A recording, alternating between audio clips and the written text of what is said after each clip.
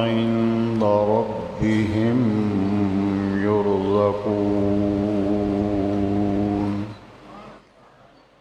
فرحين بما آتاهم الله من فضله صدق الله مولانا العظيم وبلغنا رسوله النبي الكريم الأمين ونحن على ذلك لمن الشاهدين والشاكرين والحمد لله رب العالمين إن الله وملائكته يصلون على النبي يا أيها الذين آمنوا صلوا عليه وسلموا تسليما الصلاة والسلام عليك يا سيدي يا رسول الله وعلى آلك وأصحابك يا سيدي يا خاتم النبيين.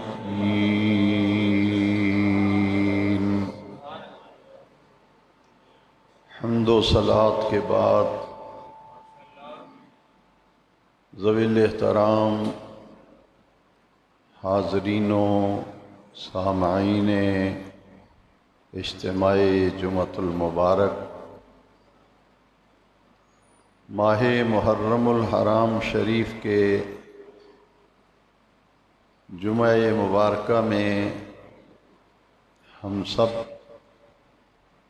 حاضری کی سعادت حاصل کر رہے ہیں.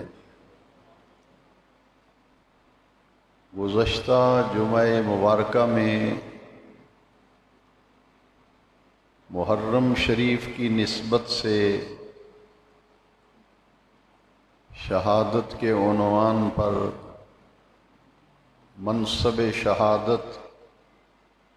مقام شہادت، مرتبہ شہادت پر کچھ گزارشات آپ کی خدمت میں عرض کرنے کا شرف حاصل کیا گیا. محرم شریف کی 10 تاریخ کو یوم عاشورہ کہتے ہیں. اس دن کربلا میں عراق کی سرزمین پر حق اور باطل کے درمیان ایسا معرکہ ہوا جسے واقعہ کربلا کے نام سے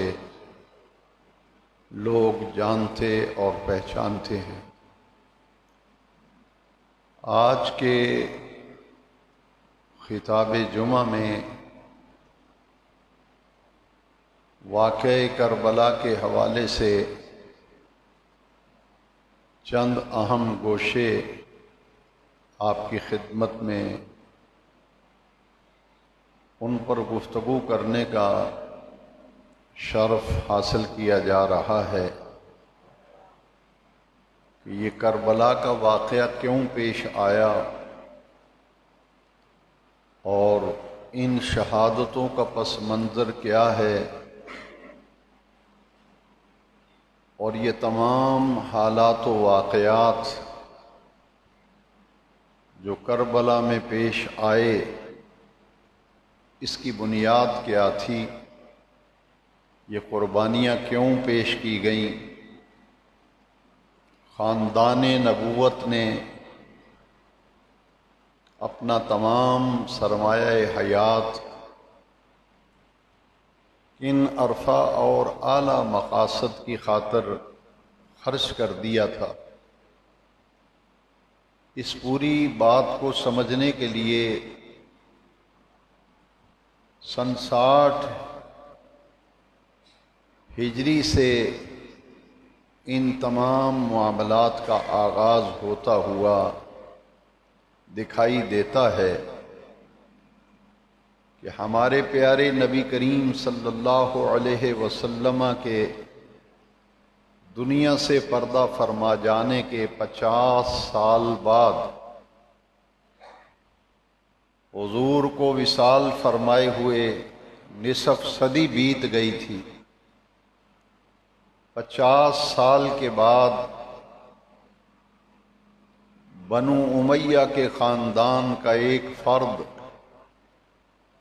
جس کا نام یزید تھا، وہ اقتدار میں آیا۔ اقتدار سنبھالتے ہی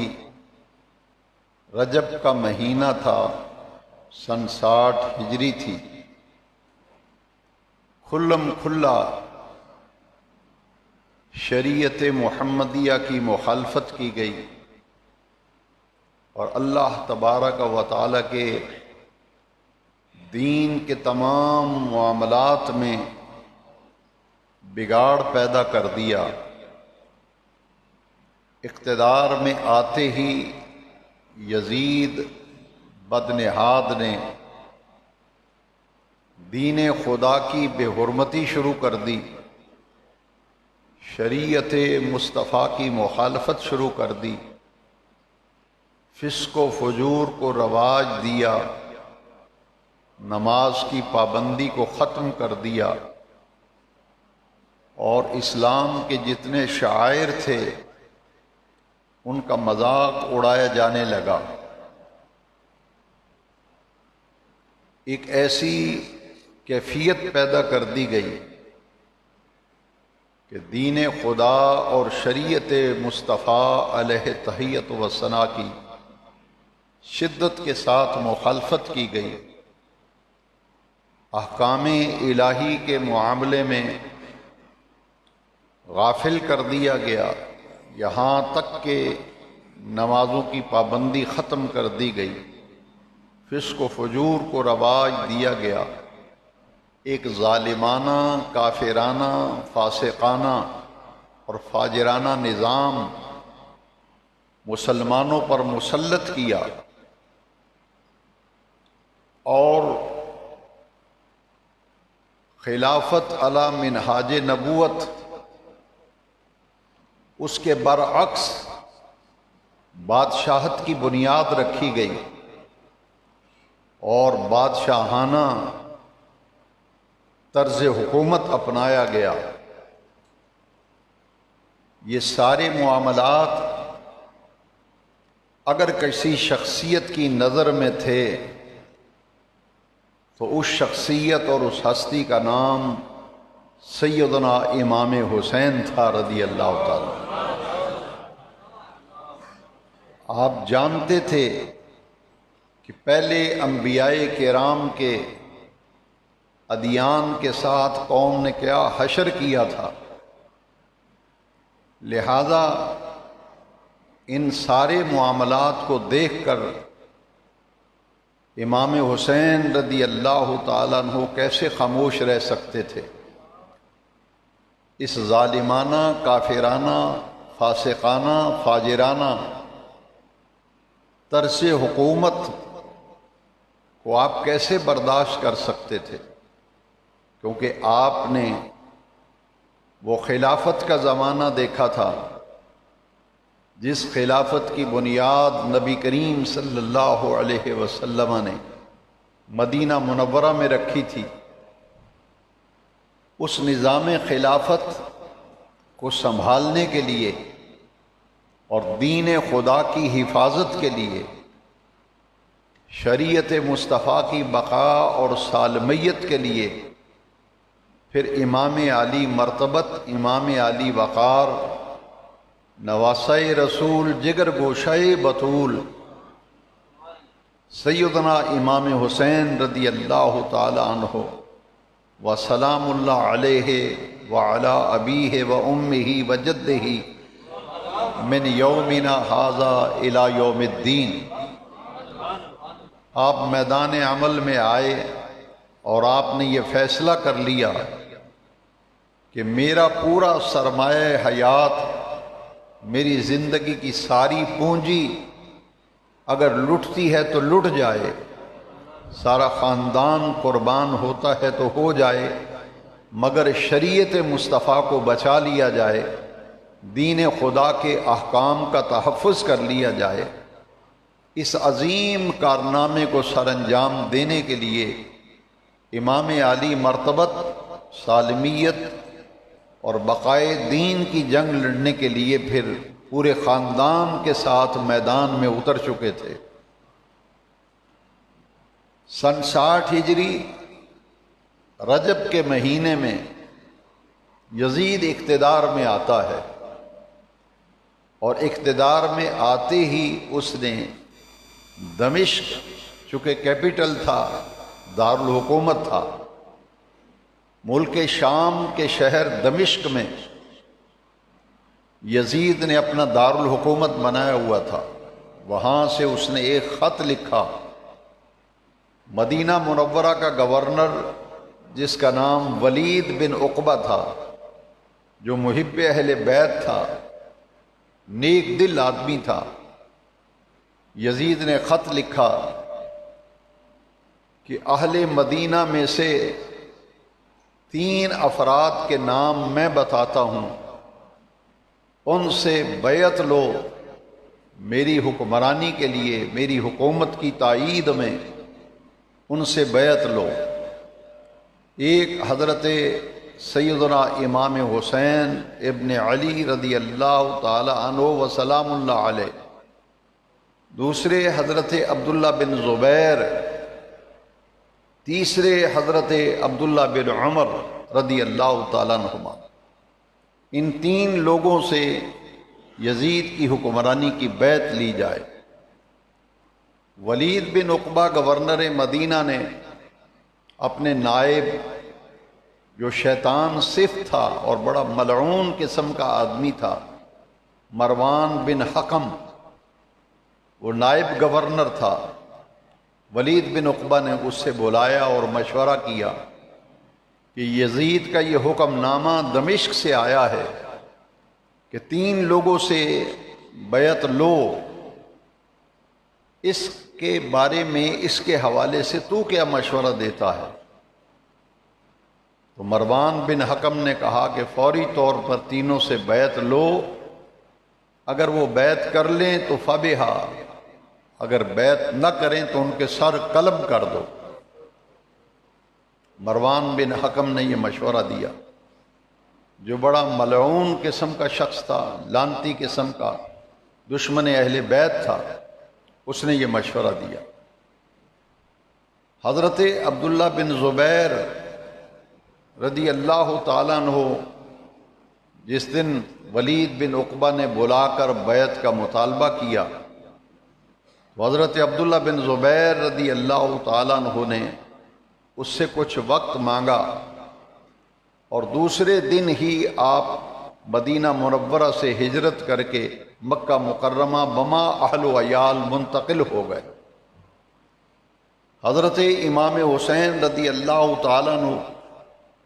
آپ سے جب بیعت کا مطالبہ ولید بن عقبہ نے کیا تو آپ نے یزید کی بیعت کرنے سے سراسر انکار فرما دیا، اس لیے کہ یزید کے تمام معاملات، اس کا کردار، اس کے تمام کام، طرز حکومت وہ امام حسین کے سامنے تھا کہ اللہ کے دین کی مخالفت کرتا ہے، شریعت کے احکام کی مخالفت کرتا ہے،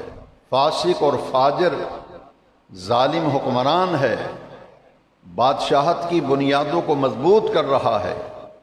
ان حالات میں حسین کیسے بیعت کر سکتے ہیں؟ امام علی مقام نے صاف لفظوں کے اندر یزید کی بیعت سے انکار کر دیا۔ آپ جانتے تھے کہ یزید کی بیعت کا جب انکار کیا جائے گا تو حکومت مزاحمت کرے گی اور وہ حربہ استعمال کرے گی کہ جس سے حسین بیعت کر لیں، تو ممکن ہے کہ اس کشمکش میں مدینہ منورہ میں خون ریزی ہو۔ آپ نے فرمایا میں نہیں چاہتا کہ مدینہ منورہ کی سرزمین پر خون ریزی ہو، یہاں کا تقدس پامال ہو، حرمت پامال ہو۔ امام حسین رضی اللہ تعالیٰ عنہ چند دن کے بعد اپنے پورے خانوادہ نبوت اہل بیت اطہار کے نفوس قدسیہ کو لے کر آپ مدینہ منورہ سے ہجرت فرما کر مکہ مکرمہ جانے کا مکمل ارادہ کر لیتے ہیں۔ آپ اپنے نانا جان کے روضہ اطہر پر اور اپنی والدہ ماجدہ سیدۃ النساء خاتون جنت کے مزار پرانوار پر زندگی کی آخری حاضری دے کر آپ مدینہ منورہ سے مکہ مکرمہ منتقل ہونے کے لیے سفر شروع فرما دیتے ہیں۔ اپنے خاندان کے تمام افراد کو لے کر آپ مکہ مکرمہ منتقل ہو گئے۔ حضرت عبداللہ بن زبیر رضی اللہ تعالیٰ عنہ پہلے ہی مکہ مکرمہ میں جا چکے تھے، اور جب آپ مکہ مکرمہ میں پہنچے حضرت عبداللہ بن زبیر رضی اللہ تعالیٰ عنہ، تو ہزاروں لوگ حضرت عبداللہ بن زبیر کے حامی بن چکے تھے اور یزید کی حکومت کے تمام معاملات کے خلاف نفرت کا اظہار کر رہے تھے۔ لہٰذا ایک بہت بڑی تعداد جو یزید کے طرز حکمرانی کو ناپسند کرتی تھی کہ واضح طور پر شریعت کی مخالفت اور دین دشمنی پر یزید اتر آیا ہے، بادشاہت قائم کر رہا ہے، تو بہت بڑی تعداد حضرت عبداللہ بن زبیر کی حامی بن گئی۔ ادھر دمشق میں یزید کو جب پتہ چلا کہ حسین ابن علی مدینہ منورہ سے ہجرت کر کے مکہ مکرمہ بما پورے خاندان کے منتقل ہو چکے ہیں، عبداللہ بن زبیر بھی مکے میں آ چکے ہیں، یزید کو یہ خطرہ تھا یہ تین شخصیات مختلف علاقوں میں جا کے بیٹھ جائیں گے اور وہاں اپنی حکومت کا اعلان کر دیں گے۔ اس لیے دمشق سے اس نے 2000 افراد کا لشکر دمشق سے بھیجا۔ مکہ مکرمہ میں آ کر پہلے مدینہ منورہ آیا 2000 کا لشکر، یہاں آ کر کے پتہ چلا کہ حسین ابن علی بما خاندان کے مکہ مکرمہ منتقل ہو چکے ہیں، عبداللہ بن زبیر بھی مکہ مکرمہ جا چکے ہیں، لہذا 2000 افراد نے مکہ المکرمہ کا آ کر محاصرہ کر لیا، اور حضرت عبداللہ بن زبیر رضی اللہ تعالیٰ عنہ نے اپنے حامیوں کو لے کر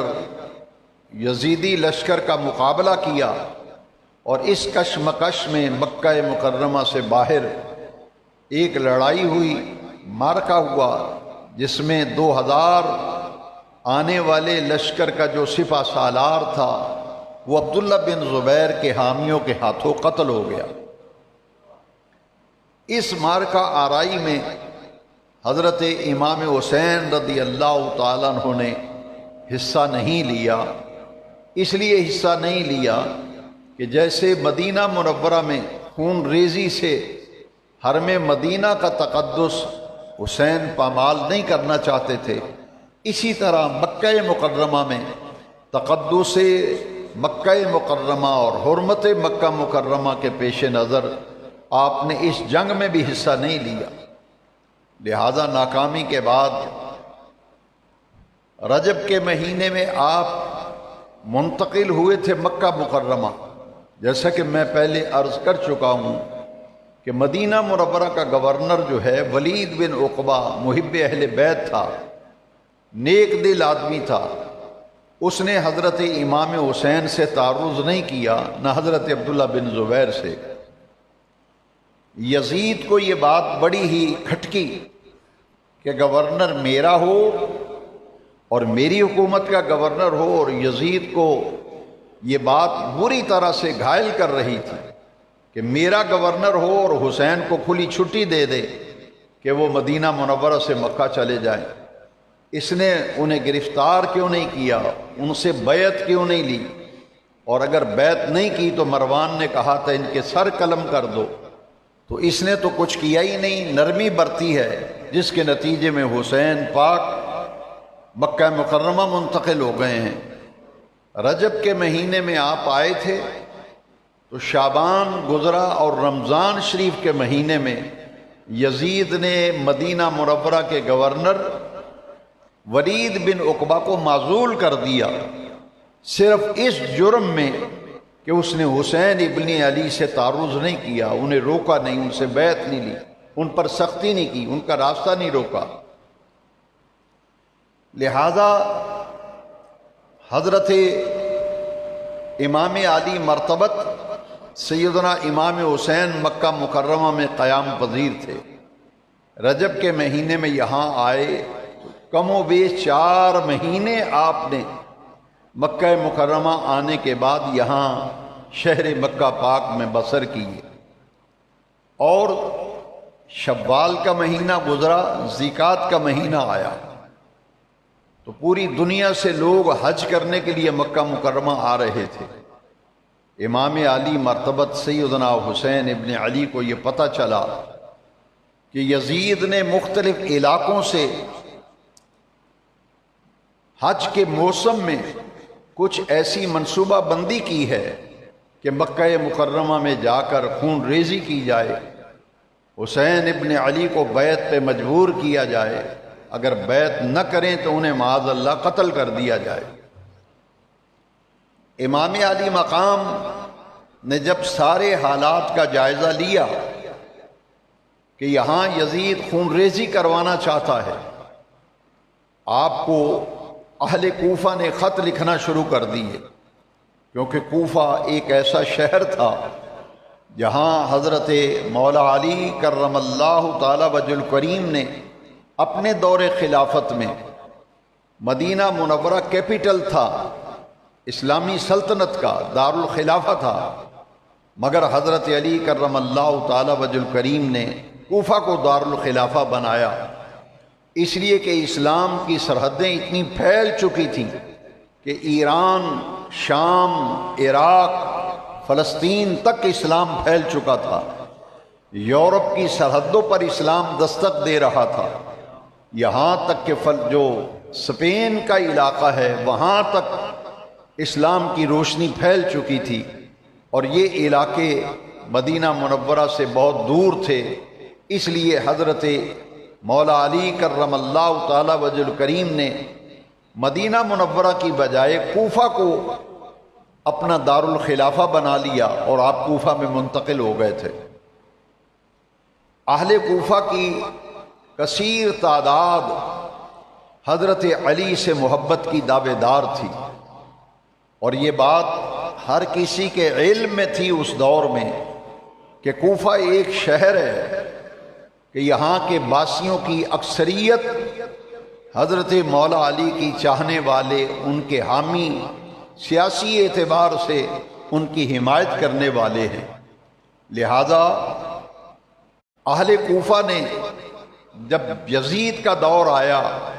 تو امام حسین رضی اللہ تعالیٰ عنہ کو خط لکھنے شروع کیے کہ آپ کوفہ تشریف لے آئیں، ہمیں پتہ چلا ہے کہ یزید آپ سے بیعت کا مطالبہ کر رہا ہے، آپ مدینہ پاک سے مکہ مکرمہ آ گئے ہیں تو آپ تشریف لے آئیں، آپ کوفہ میں آئیں، ہم آپ کو سر آنکھوں پر بٹھائیں گے اور آپ کی بیعت کریں گے، اور یزید کے ظالمانہ، کافرانہ، فاسقانہ طرز حکومت سے ہمیں نجات دلائیں۔ حضرت امام علی مرتبت نواسہ رسول سیدنا حسین ابن علی رضی اللہ عنہ وسلام اللہ علیہ کو ہزاروں کی تعداد میں خط لکھے گئے۔ حضرت امام حسین رضی اللہ عنہ نے صحابہ کرام سے مشورہ کیا تو صحابہ کرام نے کہا کہ کوفیوں کے اندر وفا نہیں ہے، اور یہ مثل مشہور ہے کوفی لا یوفی، کہیں ایسا نہ ہو کہ آپ کوفہ میں تشریف لے جائیں اور کوفی جو ہیں بے وفائی کا مظاہرہ کریں، اس لیے آپ تشریف نہ لے جائیں۔ لیکن حاضرین محترم، جیسا کہ پہلے جمعے میں عرض کر چکا ہوں کہ حضرت امام حسین رضی اللہ تعالیٰ عنہ سن 4 ہجری کو شعبان المعظم کی 5 تاریخ کو مدینہ منورہ میں آپ کی ولادت باسعادت ہوئی تھی۔ سن 4 ہجری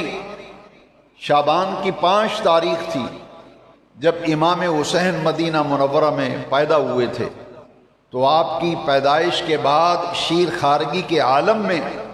آپ کی شہادت کی خبر اتنی مشہور ہو گئی تھی کہ ہر کوئی جانتا تھا کہ نبی کریم علیہ الصلاۃ والسلام نے امام حسین کی شہادت کی خبر و اطلاع دی ہے، اور ہر کوئی جانتا اور پہچانتا تھا کہ ایک زمانہ آئے گا کہ امام حسین رضی اللہ تعالیٰ عنہ کربلا میں شہید کیے جائیں گے۔ آپ کی شہادت کی خبر بڑی مشہور ہو چکی تھی آپ کی شیر خارگی کے عالم میں۔ پھر بچپنا آیا، پھر جوانی آئی، آپ مدینہ منورہ میں رہے، ہر کوئی جانتا تھا کہ حسین شہید ہوں گے۔ مشکات شریف جو حدیث شریف کی کتاب ہے، اس میں نبی کریم علیہ الصلاۃ والسلام کی چچی صاحبہ حضرت ام الفضل رضی اللہ تعالیٰ عنہ حدیث شریف کی راویہ ہیں کہ حسین جب پیدا ہوئے تھے تو میں نے اٹھا کر نبی کریم علیہ السلام کی گود میں حسین کو رکھا تھا۔ جیسے ہی میں نے سرکار کی گود میں حسین پاک کو رکھا، نبی کریم علیہ السلام کے چشم مبارک میں، آپ کی چشمان مبارک میں آنسو آئے، حضور آپ دیدہ ہوئے اور آپ کی چشمان مبارک سے آنسو کی موتیوں کی لڑی کی طرح آپ کی گود مبارک میں گرنے لگے۔ حضرت ام فضل جب حضور کی آنکھوں میں آنسو دیکھتی ہیں تو پوچھتی ہیں کہ یا رسول اللہ صلی اللہ علیہ وسلم، وجہ کیا ہے؟ میں دیکھ رہی ہوں کہ آپ کی آنکھوں میں آنسو ہیں۔ میرے آقا کریم علیہ السلام نے فرمایا، اے ام فضل، اے میری پیاری چچی، اتانی جبرائیل، ابھی میرے پاس جبریل آئے ہیں، فاخبرنی، اور اللہ کا مجھے آ کر پیغام دیا ہے، ان امتی ستقتل ابنی ھذا، کہ ان قریب میری امت میرے اس بیٹے کو شہید کر دے گی۔ حضور نے شہادت کی خبر دی۔ پھر دیگر روایات میں حضرت عائشہ صدیقہ رضی اللہ تعالیٰ عنہا ام المومنین حدیث کی راویہ ہیں، حضور نے امام حسین کی شہادت کی خبر دی تھی۔ تو چونکہ آپ کی شہادت کی خبر مشہور ہو چکی تھی، حالات و واقعات اس طرف رخ کر چکے تھے کہ حضرت امام حسین رضی اللہ تعالیٰ عنہ نے امام مسلم اور ان کے 2 صاحبزادوں، ایک کا نام محمد ایک کا نام ابراہیم تھا، کہ جاؤ، کوفے والے مطالبہ کر رہے ہیں، ہمیں بلا رہے ہیں، دعوت دے رہے ہیں کہ آپ کوفہ میں تشریف لے آئیں، ہمارے پاس قیام کریں، ہم آپ کو سر آنکھوں پر بٹھائیں گے، آپ کی بیعت کریں گے، اور یزید کے فسق و فجور سے ہمیں نجات دلائیے۔ آپ نے حالات کا جائزہ لینے کے لیے امام مسلم کو بھیجا، اپنے امام مسلم کے دونوں شہزادوں محمد اور ابراہیم کو بھی بھیجا۔ جب کوفہ میں یہ لوگ پہنچے تو 40,000 اہل کوفہ نے حضرت امام حسین کے لیے مسلم بن عقیل کے ہاتھ پر بیعت کر لی۔ حضرت عقیل بن ابی طالب جو حضرت علی المرتضیٰ رضی اللہ تعالیٰ عنہ کے بھائی تھے، اب آپ اندازہ فرمائیں کہ ان کے دونوں بیٹے حضرت مسلم کے اور خود امام مسلم کوفہ میں ہیں، 40,000 کوفی آپ کی بیعت کرتا ہے۔ عبید اللہ بن زیاد بصرے کا گورنر تھا، نعمان بن بشیر کوفے کے گورنر تھے جو صحابی رسول تھے۔ آپ نے بھی حضرت امام مسلم سے کوئی تعرض نہیں کیا، لہٰذا یزید کو یہ بات کھٹکی کہ گورنر میرا ہے، مگر اس نے مسلم بن عقیل کو کچھ کہا ہی نہیں۔ یہاں تک کہ 40,000 افراد امام حسین کے لیے امام مسلم کے ہاتھ پر بیعت کر چکے ہیں، تو یزید بدبخت نے فوری طور پر، جو بصرے کا گورنر تھا، بڑا جلاد قسم کا، بڑا ظالم سنگ دل آدمی تھا، اس کو فوراً کوفے کا گورنر بنا دیا اور کوفہ کے گورنر کو معزول کر کے بصرہ میں گورنر بنا دیا۔ عبید اللہ بن زیاد نے آتے ہی اہل کوفہ کو ڈرایا اور دمکایا اور یزید کا یہ آرڈر پڑھ کر سنایا کہ امام مسلم کی بیعت توڑ دو، جو حسین ابن علی کی بیعت مسلم بن عقیل کے ہاتھ پہ کی ہے اسے توڑ دو، ورنہ تمہارے بچے یتیم ہو جائیں گے، تمہاری خواتین عورتیں بیوہ ہو جائیں گی۔ وہ اہل کوفہ جو حسین پاک کے لیے بیعت کر چکے تھے، 40,000 کا 40,000 کوفی، وہ حضرت امام مسلم کی بیعت توڑ دیتا ہے اور سب کے سب پھر سے یزید کے حامی بن گئے۔ نتیجتاً جب لوگوں نے بیعت توڑی، حضرت امام مسلم اکیلے رہ گئے۔ عبید اللہ ابن زیاد نے، بدنہاد نے یزید کے کہنے پر امام مسلم کو شہید کر دیا اور ان کے دونوں صاحبزادے محمد و ابراہیم کو بھی شہید کر دیا۔ جب 40,000 کوفی نے بیعت کی تھی تو امام مسلم نے خط لکھا تھا مکہ مکرمہ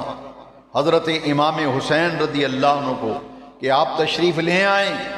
یہ لوگ آپ کے حامی ہیں، 40,000 آدمی بیعت کر چکا ہے، آپ آ جائیے، یہ لوگ آپ کو حکمران مانیں گے، آپ کی بیعت کریں گے، یہ یزید کے ظلم سے، اس کے ظالمانہ نظام حکومت اور اس کے نظام بادشاہ سے یہ لوگ بیزار ہیں اور آپ کے چاہنے والے ہیں۔ جب خط روانہ ہوا، کوفے کے حالات بدل گئے، امام مسلم بھی شہید، ان کے شہزادے بھی شہید۔ جس دن امام مسلم کوفہ میں شہید ہوتے ہیں، عین اسی دن حضرت امام حسین رضی اللہ تعالیٰ عنہ مکہ مکرمہ سے کوفہ کی طرف روانہ ہوتے ہیں۔ راستے میں ایک مقام پر آپ نے رات بسر کرنے کے لیے جب قیام فرمایا تو ایک قافلہ وہاں سے گزر رہا تھا۔ اس قافلے میں عرب کا ایک بہت بڑا مشہور و معروف شاعر تھا جس کا نام فرزدق تھا۔ اسے معلوم ہوا کہ یہ خانوادہ نبوت کے لوگ ہیں، یہ حضرت علی المرتضیٰ شیر خدا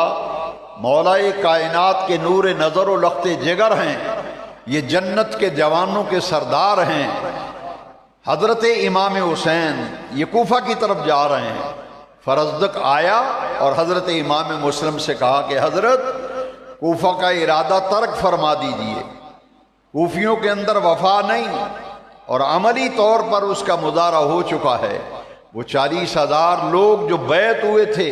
سب نے بیعت توڑ دی ہے، وہ یزید کے حامی بن چکے ہیں، لہذا خدا کے لیے آپ یہاں سے واپس چلے جائیں۔ کوفہ کے حالات بدل گئے ہیں، لیکن قضاء و قدر کا فیصلہ ہو چکا تھا۔ حضور شہادت حسین کی خبر دے چکے تھے اور جس مقام پر امام حسین نے شہید ہونا تھا، کربلا، میرے آقا کریم نے اس میدان کی بھی نشاندہی فرما دی تھی، لہذا آپ نے فرمایا اب یہ ممکن نہیں رہا، میں واپس نہیں جاؤں گا،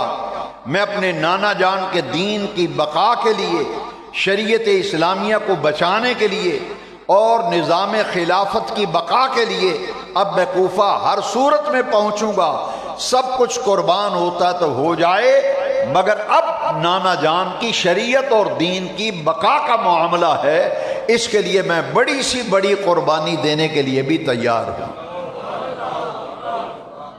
آپ اپنا سفر جاری فرماتے ہیں اور محرم کی 2 تاریخ کو آپ کوفہ کے قریب ایک جگہ شام کے وقت پہنچتے ہیں۔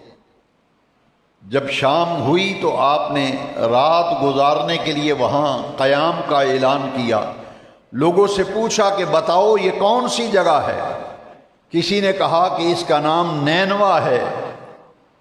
آپ نے پوچھا کیا اس کا نام کوئی اور بھی ہے؟ تو کسی نے بتایا اس جگہ کا نام کربلا بھی ہے۔ روایات میں آتا ہے کہ حضرت امام حسین رضی اللہ تعالیٰ عنہ نے جب کربلا کا لفظ سنا آپ نے پڑھا اللہ اکبر، فرمایا یہ وہی میدان ہے جہاں میرے شہید ہونے کی اطلاع اور خبر میرے نانا جان نے دی تھی۔ فرمایا یہی میرا مقتل ہے، یہی ہمیں شہید کیا جائے گا۔ آپ وہاں قیام کرتے ہیں 2 محرم کو سن 61 ہجری، اور 2 محرم آپ کوفہ میں پہنچتے ہیں۔ 7 محرم تک مذاکرات ہوتے رہے لیکن بات کسی نتیجے پہ نہ پہنچی، لہذا تاریخ نے وہ دن دیکھا جسے یوم عاشورہ کہتے ہیں۔ محرم کی 10 تاریخ کو 22,000 یزیدیوں کا لشکر تھا اور ادھر چند نفوس قدسیہ تھے۔ پورے کربلا میں 72 افراد امام علی مرتبت کے علاوہ 72 نفوس قدسیہ میدان کربلا، ریگزار کربلا میں اعلائے کلمت الحق، شریعت محمدیہ اور اللہ کے دین کی بقا کے لیے امام علی مقام نے اپنے 72 نفوس قدسیہ سمیت جام شہادت نوش کیا اور اپنا سارا سرمایہ حیات اپنے نانا جان کی شریعت کو بچانے کے لیے آپ نے قربان کر دیا۔ 10 محرم کو چند افراد جو 100 اور کچھ افراد تھے ان کے مقابلے میں 22,000 کا لشکر، زیادہ کی بھی روایات ہیں مگر جو سب سے کم روایت ہے میں لے رہا ہوں 22,000 کوفی۔ عمر بن سعد ان کی سپہ سالاری کر رہا ہے۔ انہوں نے کہا کہ حسین 2 راستے ہیں، یا یزید کو حکمران مانو، اس کی بادشاہت کے نظام کو قبول کرو، یا پھر جنگ کے لیے تیار ہو جاؤ، ہم زندہ نہیں چھوڑیں گے۔ کیونکہ یزید نے 2 ہی باتیں کہی تھی کہ حسین سے بیعت لو، اگر بیعت کرتے ہیں تو ٹھیک ہے، نہیں تو ان کو قتل کر دو۔ لہذا یہی معاملہ ہوا کہ 10 محرم کو میدان کربلا میں امام حسین رضی اللہ تعالیٰ عنہ کے 8 بھائی، کتنے بھائی؟ 8 بھائی امام حسین کے کربلا میں امام حسین کے ساتھ جام شہادت نوش کرتے ہیں۔ 8 بھائی امام حسین کے کربلا میں شہید ہوئے۔ اور یاد رکھیے حضرت امام حسین رضی اللہ تعالیٰ عنہ کے چچا زاد بھائی، دیکھیے حضرت مسلم بن عقیل، محمد و ابراہیم تو پہلے شہید ہو چکے تھے، حضرت عباس کربلا میں شہید ہوئے، ان کے دونوں بازو کٹے، علی اکبر کی جوانی ان کا جگر کا ٹکڑا کاٹ دیا گیا اور انہوں نے اپنا جگر شجر اسلام کی آبیاری کے لیے پیش کیا تھا۔ ششمائی 6 ماہ کے علی اصغر جن کے گلے میں تیر پیوست ہوا تھا، امام حسین کے 2 بھانجے اون اور محمد وہ کربلا میں شہید ہوئے۔ امام حسن کے صاحبزادے حضرت قاسم کربلا میں شہید ہوئے۔ شہدائے کربلا کی اگر فہرست پڑھی جائے تو حاضرین محترم حضرت مولا علی کے 8 بھائی کربلا میں شہید ہوئے، حضرت عقیل کے 9 بیٹے کربلا میں شہید ہوئے، آل ابی طالب جنہوں نے اپنا خون اسلام کے لیے پیش کیا تھا، خانوادہ نبوت نہ یہ کلمہ ہوتا، نہ اذان ہوتی، نہ نمازیں ہوتی، نہ مسجدیں ہوتی، امام کی کمائی کربلا میں اپنے نانے کے دین کی بقا کے لیے قربان کر دی۔ کربلا کا مقصد یہ تھا کہ ظالمانہ نظام سے ٹکر لی، نانے کے دین کو بچایا امام علی مقام نے۔ اسی لیے کہا جاتا ہے قتل حسین اصل میں مرگ یزید ہے، اسلام زندہ ہوتا ہے ہر کربلا کے بعد۔ حضرات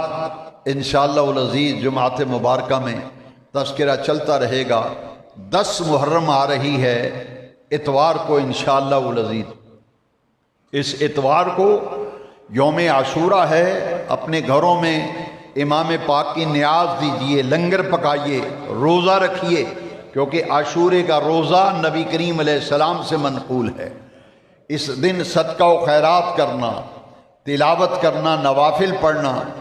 امامین کا ذکر کرنا، شہدائے کربلا کو خراج عقیدت پیش کرنا، نظر محبت پیش کرنا، یہ ایمان کا تقاضا ہے۔ انشاءاللہ العزیز 10 محرم کو عشاء کی نماز کے بعد اس جامع مسجد میں سالانہ ذکر شہادت امام علی مقام کانفرنس ہوگی، جس میں علامہ خان محمد صاحب قادری خطیب العصر تشریف لائیں گے، واقعہ کربلا امام پاک کی شہادت بیان فرمائیں گے۔ انشاءاللہ العزیز جمعۃ مبارکہ میں یہ تذکرہ شہادت چلتا رہے گا۔ وآخر دعوانا ان الحمد للہ رب